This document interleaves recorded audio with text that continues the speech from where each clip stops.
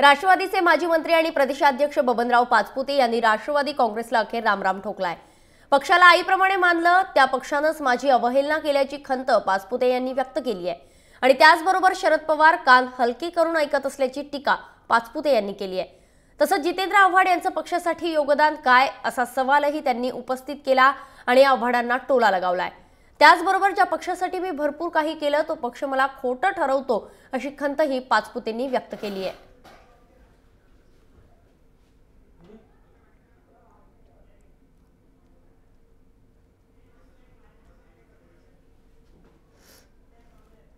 राष्ट्रवादीला सोडचिठ्ठी दिलेले माजी प्रदेशाध्यक्ष बबनराव पाचपुते, काय भावना आहे? भावना मी व्यक्त केलेल्या आहेत। मी पार्टीत बाहेर कुठे जाणार नव्हते। खरं आहे म्हणजे 28-29 तारखेपर्यंत जर कोणी म्हणलं असतं तर त्याच्या डोक्यावर परिणाम झाला का अशी परिस्थिती होती।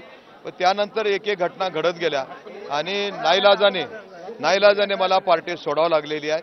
मी पार्टीतून बाहेर गेलो नाही, मला पार्टीतून ढकलून बाहेर काढलेले आहेत, अपमानित करून बाहेर काढलेले आहेत। आजही मला पार्टीविषयी आदर आहे, उद्या राहणार आहेत, माझ्या नेत्यांविषयी आदर आहे, आज राहणार आहे, उद्या राहणार आहे। एका रात्री साक्षीदार होत नाही। ज्या पद्धतीने वागणूक मिळाली, ज्या पद्धतीने घटना घडल्या, ह्या घटना अत्यंत क्लेशदायक होत्या।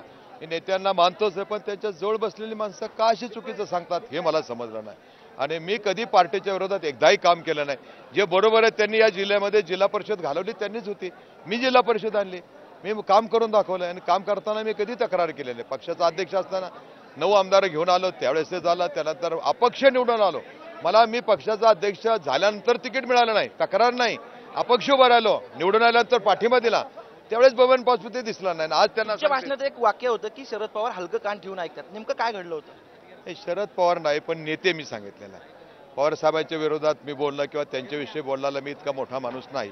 हे माझे आदरणीय नेते आहेत आणि कायम आयुष्यभर ते राहणार आहेत। मी त्यांना मानतोय, नेत्यांना मानतोय, पण का कोणाला टाळून नेत्यांनी माझं मला विचारायला पाहिजे होतं ना, तुम्ही काम केलं नाही लोकसभेमध्ये असं मला विचारलं असतं तर मला आनंद वाटला असता, किंवा एखाद्या जर चूक झाली असती माझा कान पकडला असता तर मला खूप आनंद झाला असता, एखाद्या तोंडात मारली असती तरी आनंद झाला असता। माझ्या नेत्यांनी माझ्यावर हक्क गाजवला, पण नाही गाजवला।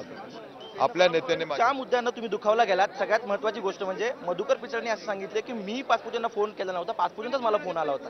ही गोष्ट खरी आहे, हे मी काय खोटं सांगायचं कारण नाही। माझं पत्र माझे पीए यादव त्यांच्या पीएकडे पत्र घेऊन गेला की 3 कामं मला बदलून पाहिजे, ते पत्र यांनी टाकून दिलं।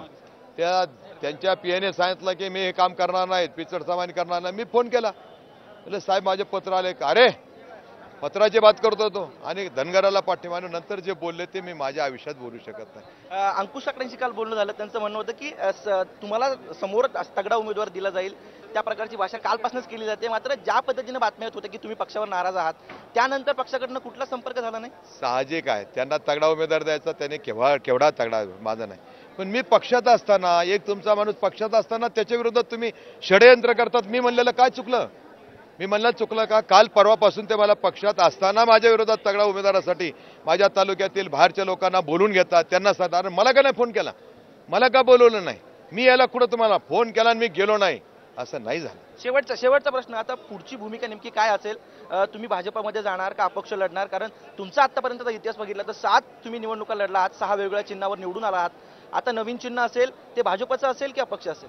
नाही, चिन्ह नवीन असेल यामध्ये काही शंका नाही। कोणतं असेल याचा निर्णय आमची कोर कमिटी, आता आमचीच कोर कमिटी जाईल, आम्ही दुसऱ्याला। आज जर भाषण कार्यकर्त्यांचे ऐकले तर सगळ्यांचा कल असा आहे की भाजपमध्ये जावं, तुमचं वैयक्तिक माझा भाजपच्या कोणत्या नेत्याशी चर्चा आजपर्यंत या क्षणापर्यंत नाही।